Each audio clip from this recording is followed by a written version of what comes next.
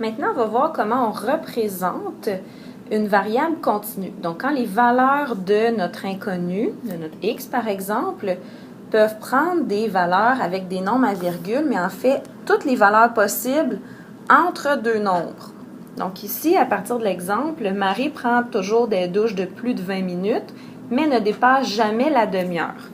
Donc déjà, on va le mettre dans les mêmes unités. Donc la demi-heure, on a 30 minutes. Donc ces douches vont de 20 à 30 minutes. Et là, il faut se poser la question, est-ce que c'est 20 minutes, 21 minutes, 22 minutes, etc.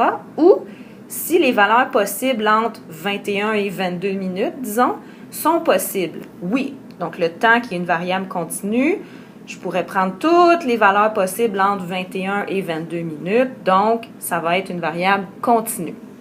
Vous allez voir qu'il y a des choses qui sont pareilles comme la variable discrète, mais il y a quelques petites différences. Si on commence avec notre inéquation, donc on peut encore prendre le x ici. Donc là, j'ai deux bornes. J'ai une borne inférieure qui est le 20 minutes et une borne supérieure qui est le 30 minutes.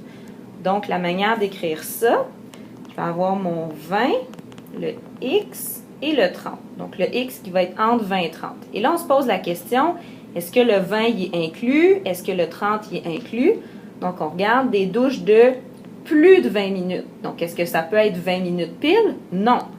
Donc, je vais dire que mon x doit être strictement plus grand que 20 et ne dépasse jamais la demi-heure. Donc, est-ce que ça peut être exactement une demi-heure? Oui. L'important, c'est de ne pas la dépasser. Donc, mon x doit être plus petit ou encore égal à 30. Donc, dans notre borne inférieure n'est pas incluse, alors que notre borne supérieure est incluse. On va y aller avec la droite numérique. Et voilà. Donc, je dis, j'ai mon 20 minutes, j'ai mon 30 minutes. Et là, on va y aller pour illustrer nos bornes incluses ou exclues. Donc, le 20 minutes, la borne est exclue. Donc, je vais mettre un cercle, mais je ne le colore pas. Donc, ça veut dire que 20, c'est ma borne inférieure et qu'elle est exclue. Par contre, le 30, qui est ma borne supérieure, donc je vais le colorier pour dire que celle-là, c'est inclus.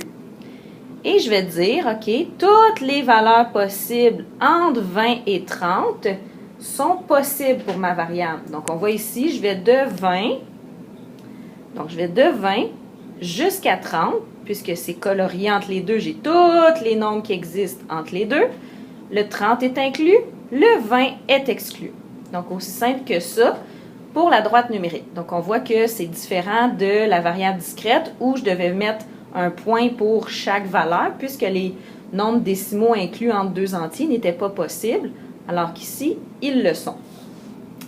Maintenant, si on y va avec l'intervalle. Donc, tantôt, c'était pas intervalle qui était écrit, c'était en extension. Donc, en extension, ça veut dire avec les accolades et on énumère. Donc, ça, c'est une différence. Une variable continue, c'est pas en extension, c'est en intervalle. Donc, on va dire c'est de telle chose à telle chose. Et on utilise les crochets. Donc, ici, ma variable x va être élément